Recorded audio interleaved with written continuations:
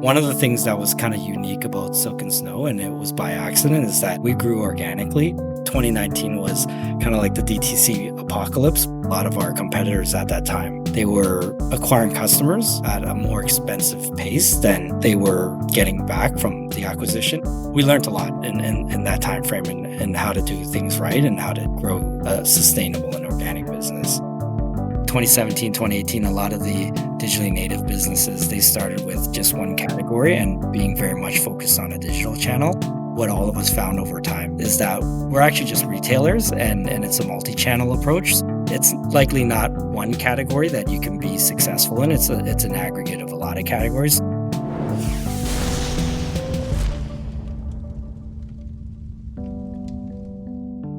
This episode is brought to you by Contentful. Marketers, you know that feeling when your creative clicks, when that social post sends engagement through the roof, when your outside of the box campaign hits ROI positive, when a personalized homepage turns prospects into customers? It's utter marketing bliss. Contentful helps you create tailored omni-channel experiences without working overtime. No stress, no limits, only possibilities. Get the feels at contentful.com. Albert, I want to welcome you to the D2C podcast. I've been a longtime fan of what you built with Silk and Snow. I am an owner of actually 2 Silk and Snow beds. My daughter has a queen and I've got a California king. Welcome to the D2C podcast. Awesome. Thanks for having me, Eric. I've always been a fan of the DTC podcast and I love hearing about the journey of other founders. So I'm excited to be here today. So mattresses kind of started this D2C revolution in a lot. When you go back to, Casper and the mattress wars back in the day. And so it kind of feels like Silk and Snow is a bit of the second generation of the D2C mattress company. Can you maybe give me a little background on why you built Silk and Snow? Yeah, it was very much that. It's funny because not many people know this part about DTC history is that I would say when we started in 2017, we were a few years into the transition of the mattress category going online and going full DTC. And it was pretty ugly back then. I think there was like a count at one point of how many people or how many brands were out there that were DTC mattress brands, and it was upwards of the upper 100s, and it was pretty competitive environment. We were late to the game, and it was slow in the early days when we were purely just a mattress brand, and I think it kind of taught us a lot of things about being a little bit different as a brand and really carving out your niche in the market. What were some of those things you kind of learned about how to tackle the category differently than some of the giants before? Yeah, so I think because we were really really late to the game, we didn't have like first mover advantage or that kind of disruptor moniker that a lot of the other brands had. You mentioned one of them like Casper. That was kind of one of the challenges we dealt with as a brand. We were probably the 100th brand in the market. So the first couple of years, we actually didn't grow very, very quickly. And what that made us realize is that we really had to reorient the brand to kind of stand for something. One aspect of our business that I found was really developing in the early days was the aesthetic of the brand. I think we did it a lot better in terms of the accessories we sold than a lot of other brands. But one of our origins too is that my co-founder and I, we came from a deep retail background and we had a closeness to manufacturing. I would say we're like factory geeks where we love visiting factories and just understanding the supply chain. And that's kind of how it started in our journey. We probably went across North America to meet a lot of different manufacturers. And one of the things we kind of learned in that journey was that a lot of the businesses that still exist in manufacturing mattresses in North America, they're typically family-run, multi-generational businesses. And these are the type of businesses that are typically more focused on quality and just obsessed about the details similar to what we do. And that kind of formed the DNA of our business. We started pivoting towards applying kind of those principles of being close to the manufacturer and working with multi-generational family-owned businesses and really started expanding into different categories like bedding, furniture, and products that go right across the home and not just focus on a specialty category like mattresses. And I think that's kind of what gave us room to grow over time is that we really tried to sell the entire space of a bedroom and also the entire home over time. And it made us very, very different as a brand as our brand evolved over the years.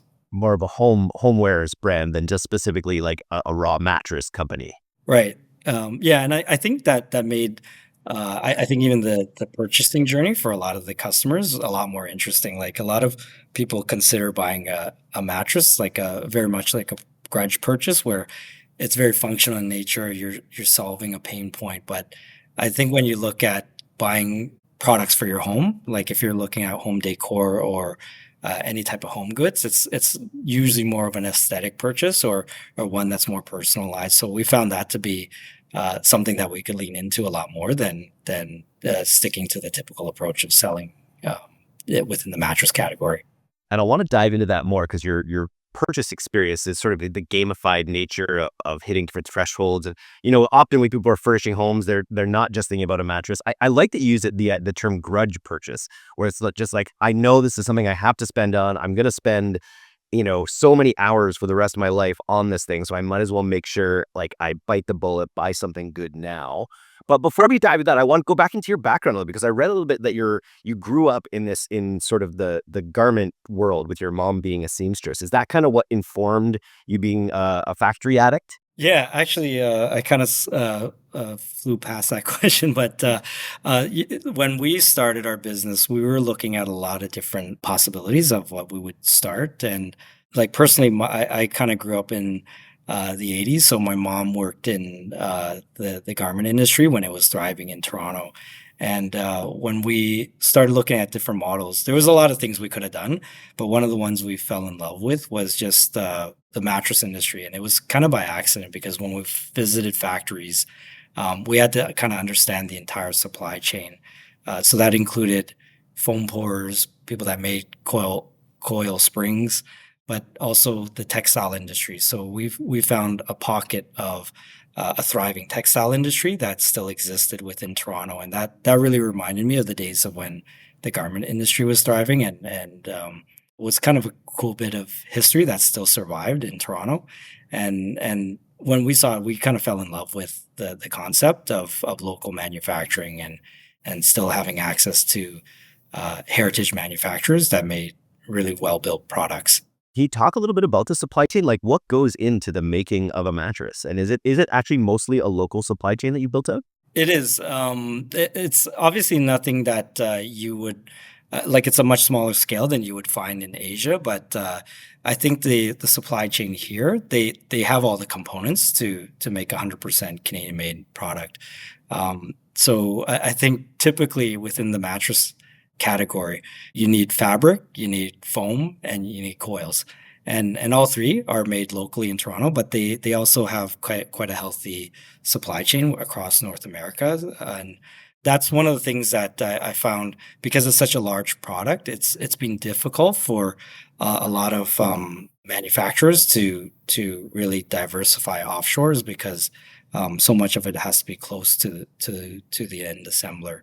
But that's also kind of worked in our benefit because we've been able to start from those origins of making a domestic product, and it's really helped us to kind of navigate all the political movements that have happened over the years, especially around tariffs. So talk to me about the growth trajectory. What year did you start it? We started in 2017, and I would say it was a bit of a slow start. Like we were really just dipping our toe into starting the business because we started a Kickstarter program for about a month in I believe it was March 2017. We sold a modest amount. It wasn't phenomenal, but it at least showed us that this was a viable model. And about 4 months later, we started launching the business of Silk and Snow fully. Okay, and so then that's the kind of heat of the mattress of the D2C mattress wars that I guess, right? What was it like kind of coming to market and trying to get, customer acquisition at scale at that time? I guess you had the benefit of a pre-iOS 14, meta environment, but talk to me about bringing the product to market at that time and what that was like. Yeah, that was tough. Like I remember it was still like the early days of Google marketing, where there's a lot more. It was less algorithmic, So there was a lot more you could do to kind of personalize the approach of acquiring customers, but it was still a very expensive endeavor to acquire a mattress purchase. The typical AOV is about $1,000, and if you could imagine, like it's probably half of that at those days were spent on marketing. One of the things that was kind of unique about Silk and Snow, and it was by accident, is that we grew organically.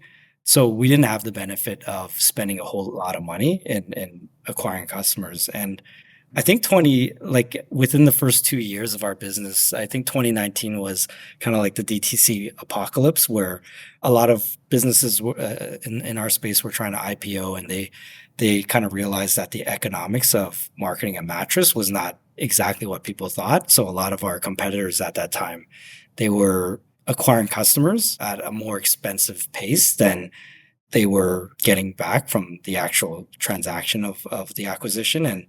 And that made it really difficult for us, but it also, we learned a lot in that time frame, and how to do things right and how to grow a sustainable and organic business. It's such a tempting category, I guess, because the AOV is so high.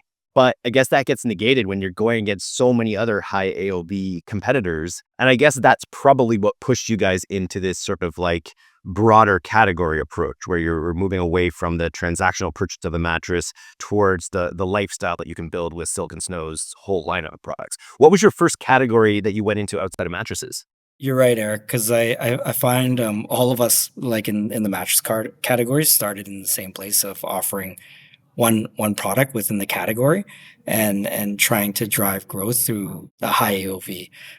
Over time, what we realized was that the customer isn't coming back. It takes a very long time for them to need a second mattress, and so part of our exercise was to kind of give a reason for customers to keep coming back. It also played into you have to ultimately make it interesting, and also allow the customer to have an affinity to the brand, and it's very tough to do with just the mattress category. So over time, we a logical first step was we started building out our sleep accessories, so things like pillows, comforter duvets, bed sheets, and we start growing all the adjacent categories that revolved around a mattress, and gradually built out from that. Where did you come up with the brand? I was always curious where Silk and Snow came from. Yeah, that I wish I could say something more creative, but we actually at the time it was very difficult to see what our brand would grow up to be. So we knew that we loved textiles. We loved that we were building something that was of higher quality, and we wanted to have silk be a part of the name because it lent itself so well to so many of those things. And we knew that we were going to start within Canada, so we wanted to call out the kind of our Canadian roots as well. And then outside of that, it was just tough to find a domain name at that time. So Silk and Snow kind of worked out when we were doing the typical domain name search and making sure that all the social media handles existed as well. It's good. Snow's got the Canadian vibe, but it also has that like restful vibe or something, right? Like a fresh blanket of snow seems very calm and peaceful. I'm glad you think that way. I don't know if that was intentional, but that actually works. I agree with you. I think that's only because I live in Victoria and I don't have to deal with the reality of snow. How do you think about the decision cycle? You mentioned that this term bridge purchase. First time I'd ever heard that, but how do you think of the sort of intention cycle or buying cycle around mattresses versus something like maybe a sofa, which you guys also do now, right? Yeah, I think mattresses, it's very functional as a purchase. So usually the starting point is you're starting from a place of a problem, like either your mattress is worn out, or you have back pain, or you're sleeping hot. So a lot of it, the purchase journey starts from a problem that you're trying to fix, and we found that that's always a very difficult marketing message to get across, is you're trying to address a problem. It's not as nice as some of the products that we've grown into, where you're really just trying to improve the aesthetic of your home, where you're trying to make your bedroom look like a Pinterest board. So we found that like it just kind of took place organically, where we kind of evolved our marketing message from trying to solve a functional problem into one in which it was more aspirational and inspirational, And that lent itself well to a lot of the content that we were starting to create and some of the platforms that we chose to project our brand on. Do you find that most people are coming into the brand through the lens of the mattress and then kind of opening up into your other catalog? Or are people equally coming from your other pieces now and looking at mattresses? I find a lot of D2C businesses are going this way now. Like, I think in the 2017, 2018, a lot of the digitally native businesses, they started with just one category and being very much focused on a digital channel. And then I think what all of us found over time is that we're actually just retailers and it's a multi-channel approach. So it's likely not one category that you can be successful in. It's an aggregate of a lot of categories. So we are finding that we're getting customers from different types of products, but we're also getting customers from different types of channels. Like they're not just coming in digitally; they're also coming in through some of our retail partnerships. They're coming in through some of our stores, and I find that the more we grow as a business, the more we realize we're becoming a traditional retailer that just happens to be digitally native. And then you guys are investing heavily in your own retail presence in this year and beyond. Can you talk a little bit about that? Yeah, that's been really fun. Like it's one of the aspects that we've always talked about where I think we've succeeded as a digitally native business in spite of just being digitally native. Like our products are very tactile. A lot of the times we deal with the customer even digitally. It usually there's a lot of questions around what the product feels like or what the product, how sturdy the product is. And we always knew that the path for us was to grow a bricks and mortars channel. It was just a matter of how much that would be a part of the mix.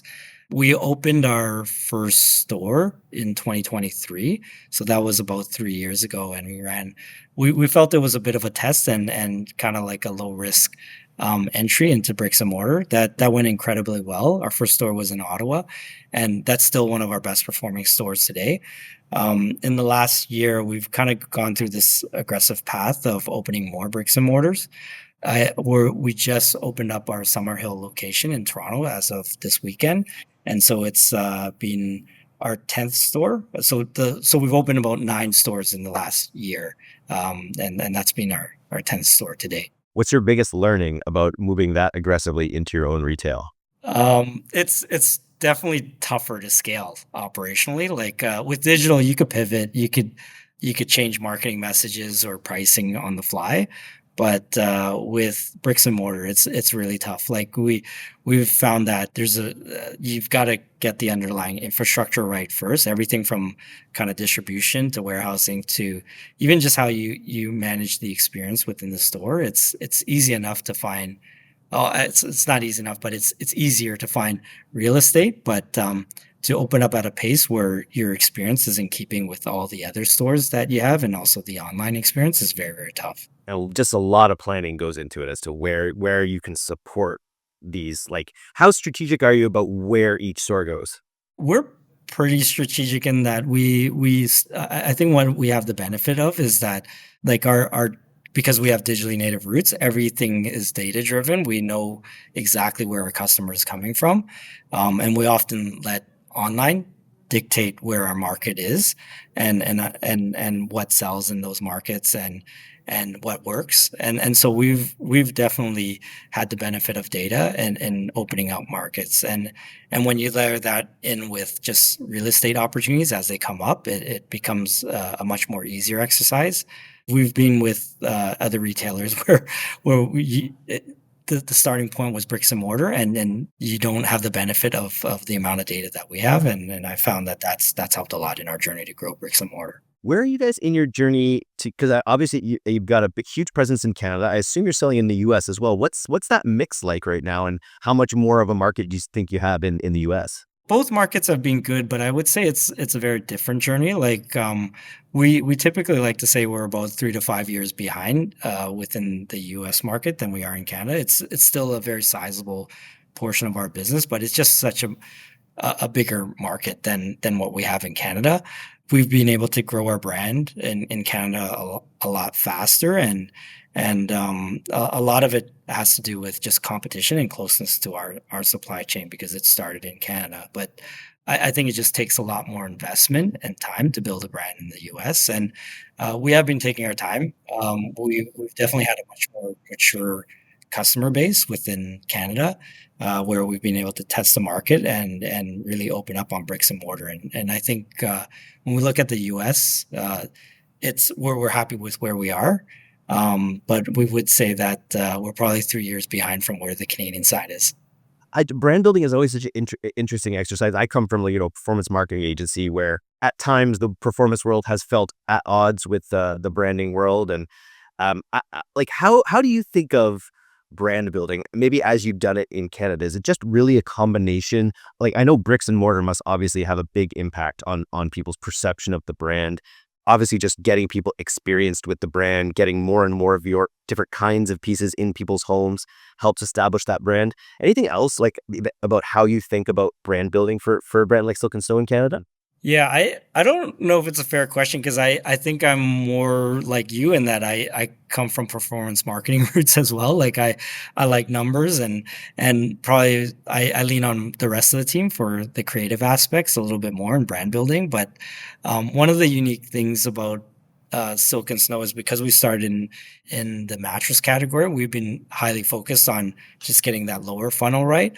One thing that we talk about a lot is that once we get a customer into the funnel, we've found that our customers are loyal. We typically have a very high conversion rate and a repeat rate, especially as it relates to our category.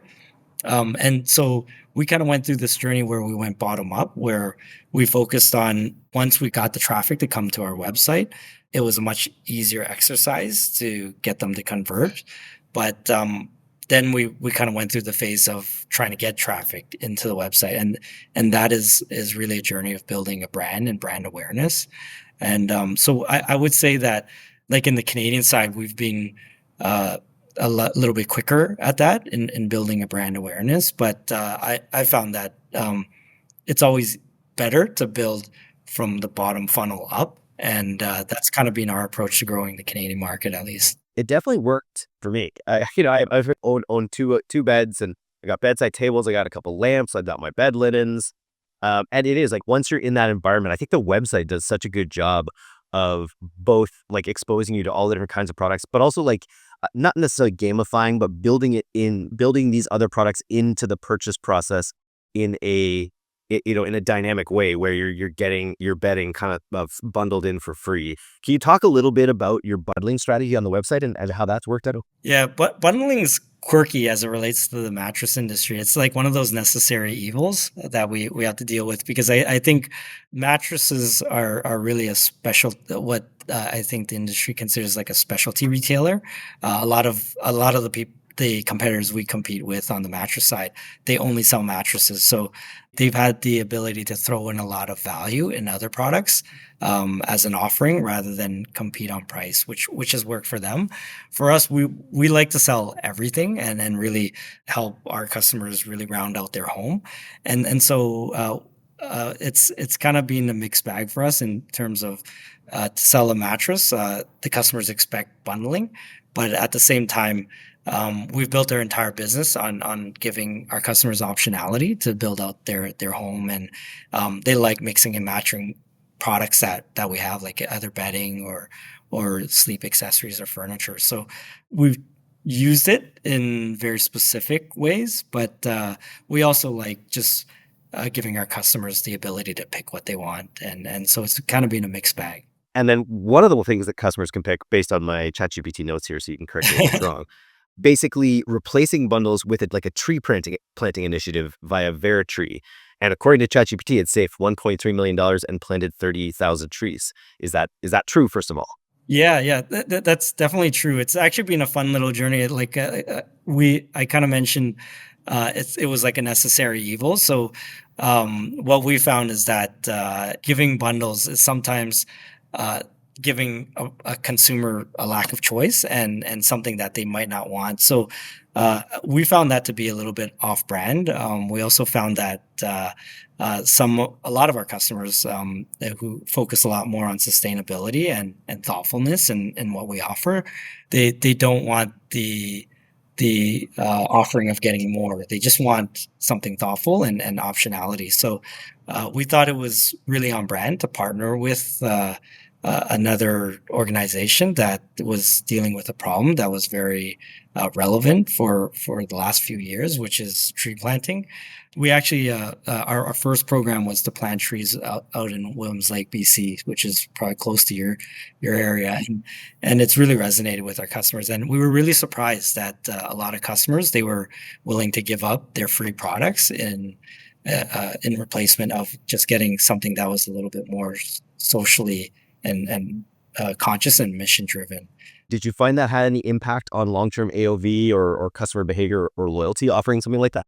Yeah, it's been nice because I think it was something very unique that we were doing as a brand that was different from every other retailer that was in our space. But when you kind of slow down the purchase cycle and not try to do everything all at once in terms of a product offering, it does give the customer a reason to come back. So maybe to answer your question, it doesn't help with the immediate AOV for the customer, but it does help with the long-term relationship with the customer and having them come back and have a reason to come back. And the brand, yeah, just knowing that they've had this good interaction through the brand, this thoughtful interaction. I know every time I'm searching for anything for my home and Silk and Snow comes up, it is I'm noticing it more obviously because I'm a customer, but it definitely works. Can you talk a little bit about your you mentioned you're a performance marketer long term. Can you talk a little bit about your background in digital marketing and how that's kind of informed how you built this company? Yeah, so maybe I should clarify that that was a bit overstated because my background is I actually studied computer engineering. So I did come from a technical background with a mix of retail experience. But I wouldn't say I was on the creative side. So when we started our journey at Silk and Snow, I immediately gravitated towards numbers and data. And I think it lent itself well to performance marketing. So I think in the early days of the business, that was kind of the area that I focused on. So we were deep into kind of the Google world before a lot of it was AI or algorithm driven. And then we learned to market through content a little bit later because I think it was just simply the way the founding team was built. But yeah, that would be the starting point of me learning performance marketing. How do you think about marketing? Obviously, you guys are a big organization now, obviously, at this point. How do you think about marketing now, especially this is the week of Black Friday. I'm super impressed you're taking this call.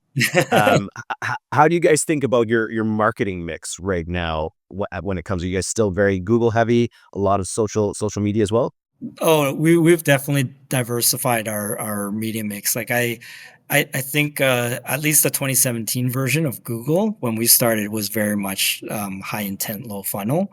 Our starting point was that it was a disproportionate amount of Google, but over time we've had to really diversify into all sorts of channels and platforms, and even we found ourselves leaning in more towards like traditional media, like out of home and connected TV, and I think it's part of the journey of growing up as a brand is that once you've kind of mastered or figured out the low funnel portion of the marketing funnel, a lot of it is content driven and just being where the customer is, even before the demand or the necessity of your brand comes. And so over the years, we've shifted a lot of our media spend to awareness marketing and a lot of traditional media. And a lot of that has had to be more creative and a lot more content driven.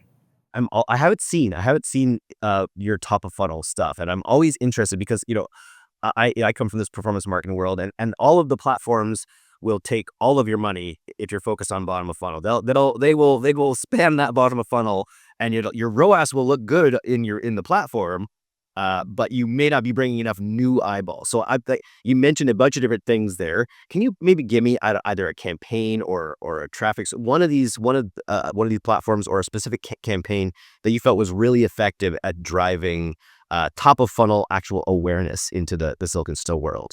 I would say like even so typically on a lot of the traditional platforms like Meta, Facebook, Instagram, TikTok, there's an immediacy of the messaging that we've had to focus on, and it could be FOMO messaging, or it could be sale messaging, or things that would cause you to want to convert or perform a particular action immediately.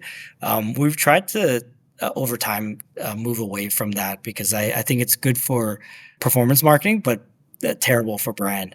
And so maybe a better example is just maybe the shift in terms of content and messaging, like even projecting social causes and what our brand stands for. Like you mentioned earlier, like the program been running to plant trees as a core part of our messaging. Those things don't normally play out in the immediate term of ROAS, and you don't see the effects of it, but you do see it over time. And I find that what we've had to learn is to kind of be patient, to kind of look at our marketing funnel over a longer period of time, and kind of look away from the traditional things we look at, like ROAS by platform, because they always lean towards certain types of messaging, but not towards brand building. I saw a good tweet the other day about that. That was just like, if you think that having a high ROAS in platform is a flex, then you're lost. Because really, it's like high volume, low ROAS is what you want to see, and then you want to have all your other channels dialed to to be rather than just grabbing the attribution. You want them working together like a symphony, and you have to be, the more you're willing to take a low on platform ROAS means maybe more health in the long term of your business if you're thinking about it right. Yeah, yeah. I remember like early days of our marketing team, it was tough for us to look away, because every time we ran an awareness campaign, you could never justify it through the ROAS. And it was that was probably one of the turning points of our business, was when we finally shut off all the ROAS data and just started having conviction as to this is the right path. You got to build a brand that stands for something, and I think that's when long term brand building happens. But yeah, you're absolutely right. It's one of those things you do early in the journey, but you can't rely on that forever. And then leaning on out of home and streaming, did you have a strong retail presence, like your own retail stores, and being in wholesale before you dove more heavily into out of home and retail, or did you have that supporting your D2C business? We've been selective with the partnerships that we've had on the retail side, because our origins were direct to consumer. We've always been dealing with trying to just find distribution at the right places. I think we've been a little bit different than a lot of people in our space, where we've avoided a lot of marketplaces, or we've avoided discount retailers to partner with. So we've, in our journey, built out relationships with more specialty retailers that kind of more aligned to brand, but it hasn't been a huge part of our business. We've been really selective with that. But I also think that we've always had a view to kind of maintaining a directness with our consumer, and being a direct to consumer brand. So we've always had the long view of we had to build out our own stores over time. And then Black Friday, Cyber Monday, later this week. What do you got going on for that? Do you have is mattress purchasing like the Super Bowl in Black Friday, Cyber Monday, or is Oh it yeah, understated? yeah. I think It it's a is. Super Bowl for almost all D2Cs, Yeah. but it's incredible. Like I remember when we started this business, I couldn't believe the amount of people that were buying mattresses on Black Friday.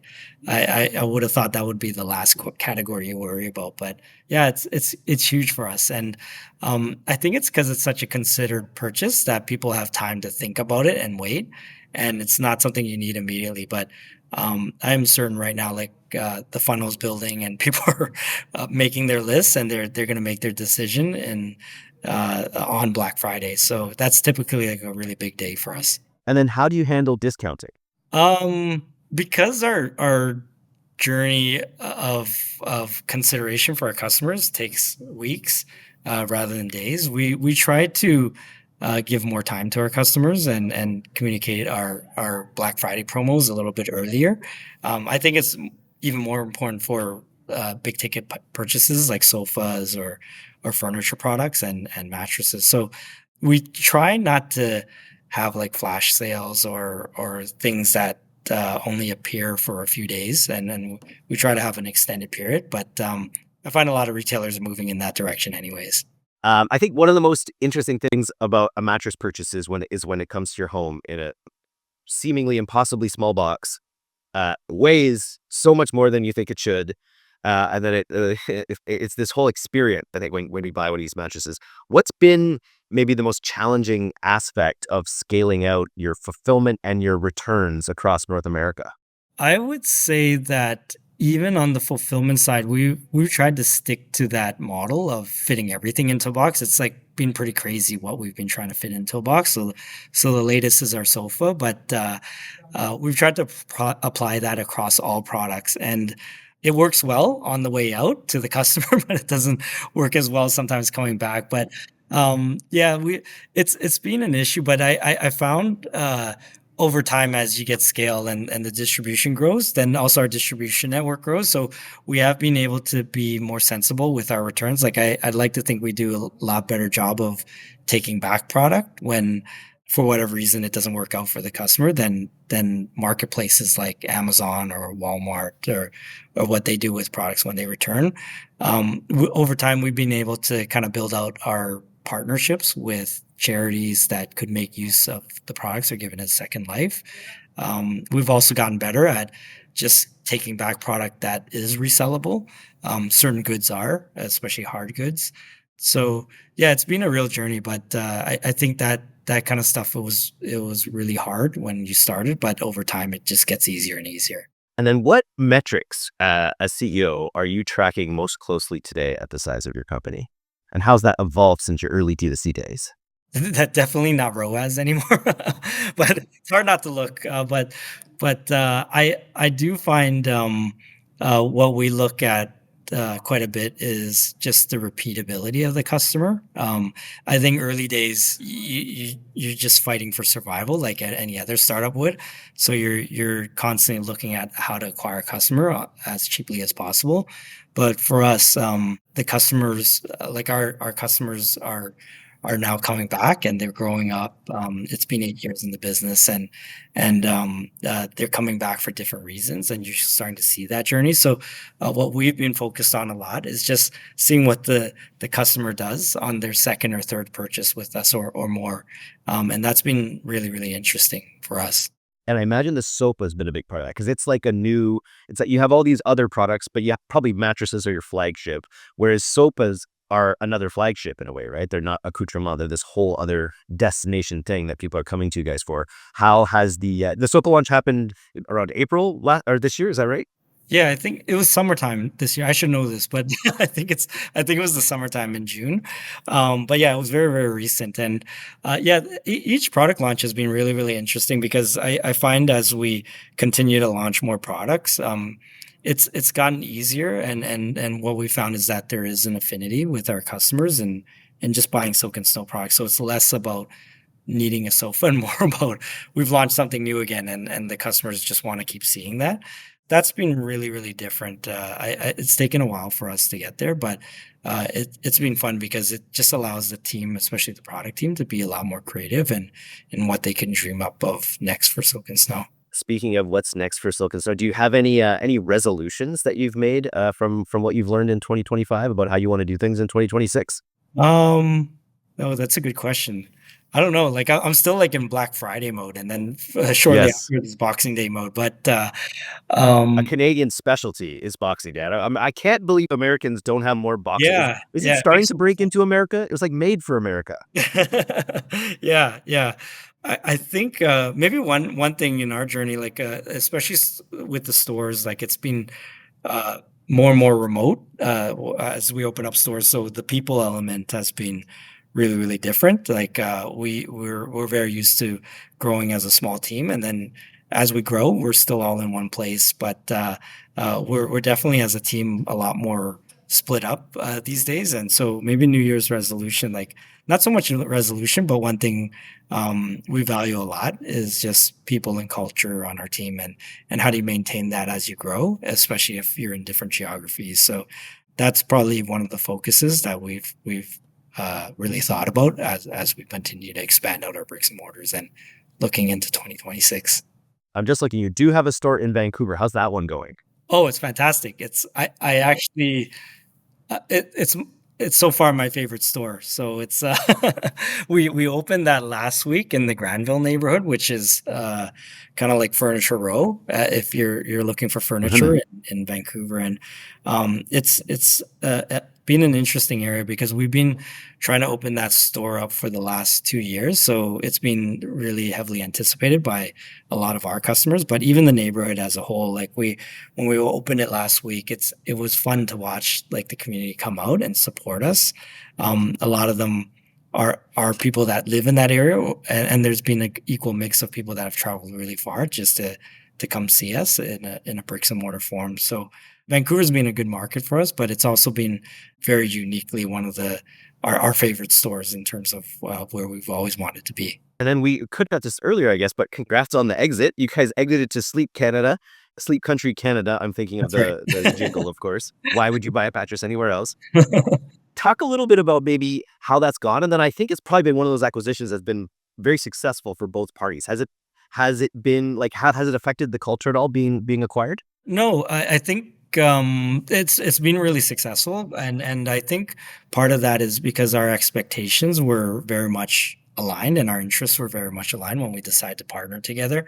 We've formalized kind of the partnership 3 years ago, and one of the things we talked about a lot was being experts in our own kind of domain. So one thing that we did incredibly well at Silk and Snow was growing out everything that was not mattress related. So we really focused on growing out the bedding category and the furniture category, and we grew digitally native.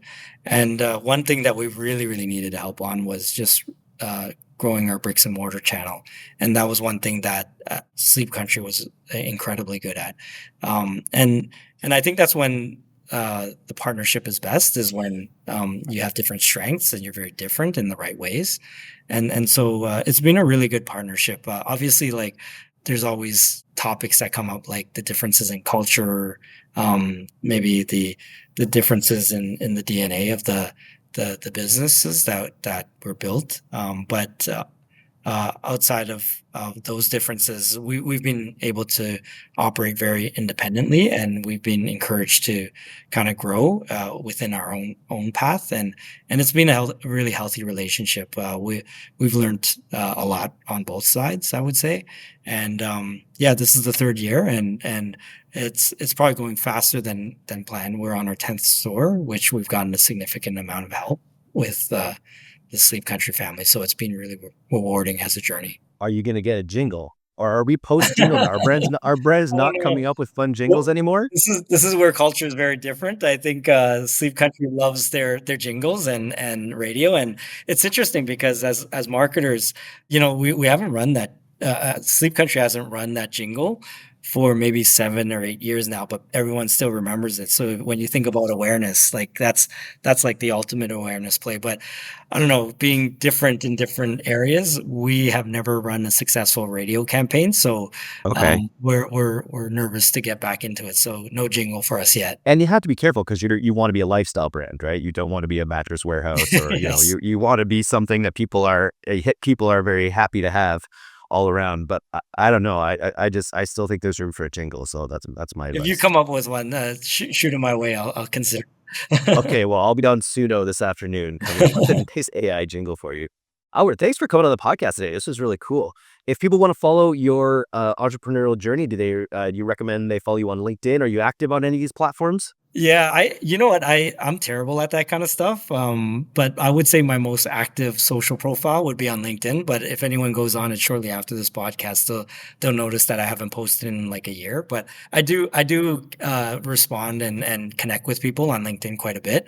But it might not appear like that outwardly. Nice. Well, again, thanks again, and I will continue having great restful sleeps on my hybrid Silk and Snow mattress. And if you're looking for a mattress out there, people, you've got to take a look at Silk and Snow. I went with the silicone one because I was really in a I was in the like trying to avoid microplastics kind of area. And I know silicone I think still has microplastics, but I was also what really got me was the cool sleeping because I'm a hot sleeper and I find the bed is an extremely cool sleeping bag, which I really appreciate. Is that a big angle in the marketing? It is like I think our organic mattress is one of the only ones that you can find within Canada. It's a little bit more popular in the US, but a lot of customers look to us for more sustainable options when it comes to sleep, and so it's been a very unique offering that is really connected with our brand. So we're really proud of it, and I think a lot of customers love it for even its cooling features, but outside of that, it also just what it stands for. Nice. Well, I hope some people in the audience buy a bed or some other of your great products. Thanks again, Albert. This was awesome. Yeah, thanks for having me on the show, Eric.